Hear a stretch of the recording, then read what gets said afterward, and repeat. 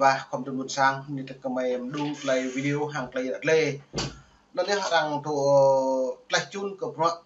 cả đảng cộng sản Việt Nam vừa nhưng bắt Mỹ áp thuế như cái trọng lo nó luôn nuôi là đàm phán lê đồng là play chun dần dần bình luận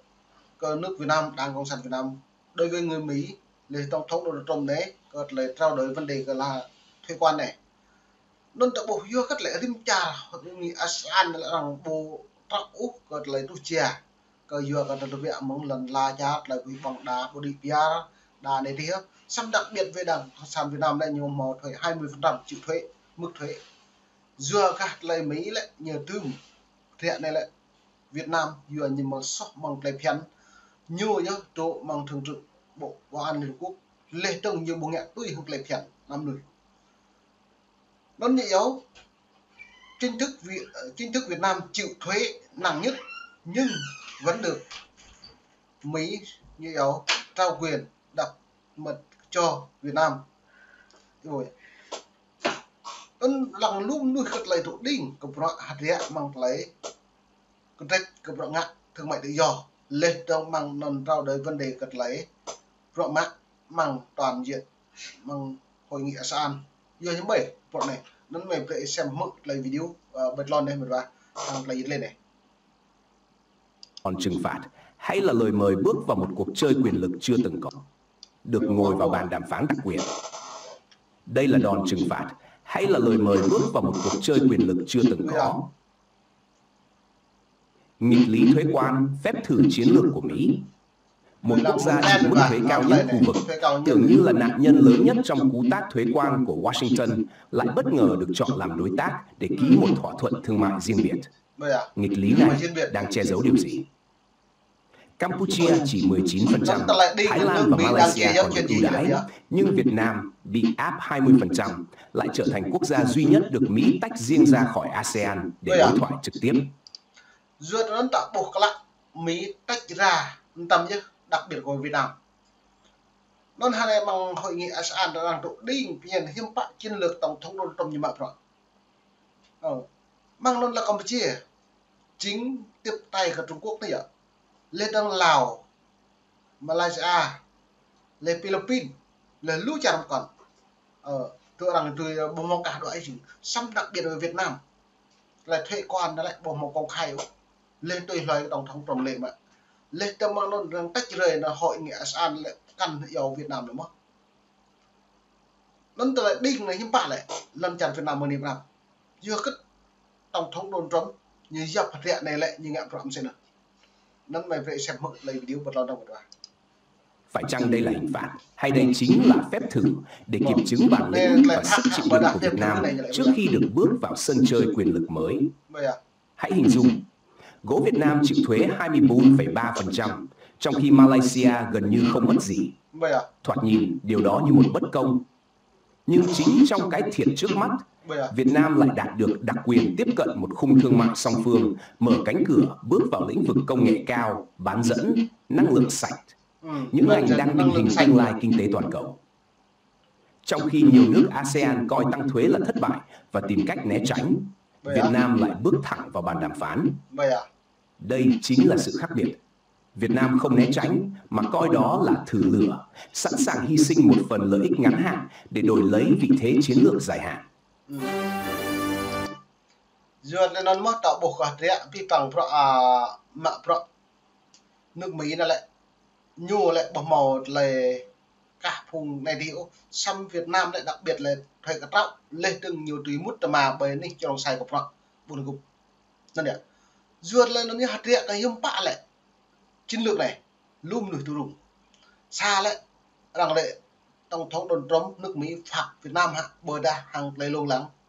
lần chặn Việt Nam lấy đồ này đây xem mức lấy đồng một hàng lần ta Việt Nam sẽ không chỉ tránh được sự lệ thuộc mà còn nâng vị thế lên ngang tầm những đối tác chiến lược thực sự của Mỹ trong kỷ nguyên mới. Nếu bạn thấy phân tích này đáng giá, hãy nhấn đăng ký kênh Fast Money MMO để sắc bén và độc quyền về tài chính kinh tế toàn cầu. Và trước khi đi tiếp, tôi muốn hỏi bạn, theo bạn, việc Mỹ đánh thuế cao nhất với Việt Nam có ý nghĩa gì? Giờ nó là đặt câu hỏi tại nhà Rimpo ta đột lặng nước Mỹ đánh thuế Việt Nam cao nhất hiếm bạ lệ địa này xa là càng chim Việt Nam chẳng và lúc hạ cả đảng cộng sản này thua lại như sự pre vũ đi pre Việt Nam thọc đi lên tôi như sẽ đầu tư Việt Nam lù lọ nên mình rồi lại đặt câu hỏi tại độ của mình vượt co hay đấy là buôn sang đi cả đã bộ vật lại này kéo ra cái bộ lại xa địa này lại Mỹ lại bộ màu đầu tư cái nhú đa những thực thi các bộ luật cái nhớ thương mại tự do này bộ luật thương mại tự do Brexit chẳng làm nuôi buôn sang thảo lần cha bảy như không thực thi như càng yêu đầu tư cái lần cha lại nhiều không có cả lần cha này từ đây lần cha bảy như bộ càng yêu Sydney lần cha thì bộ càng yêu từ mà lại bộ màu nghe một đồng một số mà lại xăm nhiều túi hợp tác thương mại tự do với đặc biệt Việt Nam là thuế nặng nhất này ở 24% đặt nặng 20% thuế quan này cả bộ lẽ thuế bổ sung này nhưng là này là đạt độ bình chính phủ Việt Nam này nhiều đồ rung của mạng lại thuế quan trong màu mà làm ai xa nữa chị trình Mỹ tách rơi đã biết cả đảng cộng sản này chính quyền Hà Nội bộ màu một trong nhóm nữa chị sao mà nhiều tùy tổng thống đồn trong tùy yêu tùy là một mà làm lại trong say còn lại thương mại tự do trong lúc mà nó nhớ tùy mời nào bây giờ nó lại Mỹ nhận nó cất lợi cái nước Mỹ bây giờ cất lợi chính quyền đảng cộng sản Việt Nam có thể lấy như giờ thấy con này năm vậy nó mình phải xem mực lên được xem mực này còn làm ta được tin mở ra cơ hội dài hạn. Hãy để lại bình luận với đáp án A hoặc B ngay dưới video. Tôi rất mong được nghe góc nhìn của bạn. Một tay siết, một tay mở trong chính sách Mỹ. Mỹ chưa bao giờ hành động đơn tuyến và chính sách thuế với Việt Nam là nó em mở đây lại có một tô này từ đặc biệt lang thầu lại tạch chun dòng đây một vả giờ từ nước Mỹ lại nhiều lại chiến lược thì rất phong phú dần về cho nên lại nó lại cầm hàng lại chặt pi bằng pro như ngạn support tour bọt ngàn này xa nhiều bọt xa là nhiều bleng nó nhiều bleng hàng các bọt này đã bố hiệp bản lại thuê quan của Việt Nam này nên bộ Việt Nam mong nặng bộ một tồn tại xa mất nước còn đảng tua mất đảng còn nước nên Việt Nam hay chọn nua bảy lên nên một vài bài bộ nó về xem lăng đang lấy lề ta xem lăng lại của mình lăng lấy lại chun về cái nào buồn sang lấy vật của mấy pom sẽ một kèo mấy thâu lấy chiến lược Mỹ mở rộng áng chính phủ đảng cộng sản Việt Nam Hà Nội này lại ta lấy hiếm bạc như yếu vừa đâm lấy vừa sò tua bệ ngàn hà sa quạt sạp làng ta bố lại gật lấy tiền hiếm bạc lại cái này xa như kèng chìm xa kèng nồi đi gật lấy tiền này minh chứng rõ rệt nhất cho nghệ thuật một tay siết một tay mở của Washington. Người ta nhìn vào những con số thuế cao và dễ dàng nghĩ rằng Việt Nam đang bị chèn ép, nhưng nếu phân tích kỹ hơn sẽ thấy bức tranh hoàn toàn ngược lại. Mỹ chỉ siết ở những ngành mà họ muốn bảo hộ sản xuất nội địa, trong khi lại mở ra những cánh cửa đặc quyền ở những lĩnh vực mà họ cần Việt Nam nhất. Đây không phải sự mâu thuẫn, mà là một sự song hành được tính toán cẩn thận, biến Việt Nam thành mắt xích không thể thiếu trong một trò chơi chiến lược toàn cầu. Nên đã buộc lại biệt vả ra là trình Mỹ lại như quyền lợi của nhiều như vậy nhiều càng đầu tư vào Việt Nam nhé xăm lâu như càng đầu tư của Việt Nam như vậy nhiều pre với chính quyền Việt Nam phải thực hiện lấy bây giờ đấy thương mại tự do mừng như thực hiện thương mại tự do tức là nhớ mất đảng đi đây ạ cứ đưa ra những bộ thực hiện thương mại tự do như vậy buộc Mỹ phải nâng cấp như giờ thuế bổ sung cợt lấy tiền này dòng từ biệt vả nên được đặt làng dọn bè khía cạnh ta lại đặt làng mà sự cả đối ta lại Mỹ ép có cộng sản là Mỹ bộ cộng sản phi bóng ví dụ Mỹ càng Việt Nam thọ đi bè lại phi bóng sắm bằng luôn lệ không thực thi các bộ luật lao Mỹ càng tôm nồng nợ ở lần trả Việt Nam công ty nhỉ buộc một đồ bộ phận nghèo từ đây ta càng được làm đi bữa đây được làm ta không được chỉ cái đọc kia đọc lâu cài lâu non cái thầu việc chỉ đi cái đó từ ta càng được làm thêm chỉ cái đó là em mong lên càng được làm lần tụng rất là lệ chứ mấy lần làm buộc cái đằng này châu lâu cho nên chiến thuật Mỹ nhưng mà phải chính quyền của đảng cộng sản Việt Nam ra đây và tôi có bộ cho nên nó dòng tề về là đại làng hiếm bạn nên